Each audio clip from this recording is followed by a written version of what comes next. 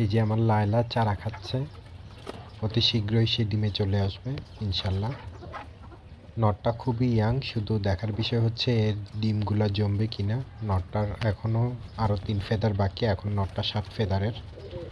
আর মাদিটাকে লায়লা বলার কারণ হচ্ছে এর আগে একে আমি আরও 2টা নরের কাছে দিয়েছিলাম। নরগুলো একটু বয়স্ক ছিল, পাকাপোক্ত ছিল। 2টা নরই মারা গেছে, একটা ছিল সিলভার গিরিবাজ আর একটা হচ্ছে বিউটি হোমা।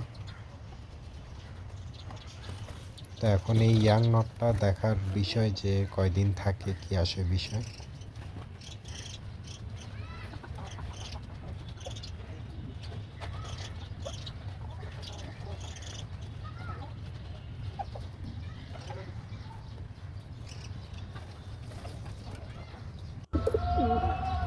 তো এটা হচ্ছে পরের দিন, এই যে পরের দিন ডিম দিয়ে দিচ্ছে।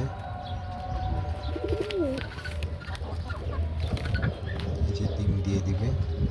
ও মাশাআল্লাহ ডিম বাচ্চা করার জন্য খুবই ভালো একটা কবুতর। এই যে ডিমটা মাশাআল্লাহ অনেক বড় ছিল, যেহেতু এ আগেও 4-5 বার বাচ্চা করেছে।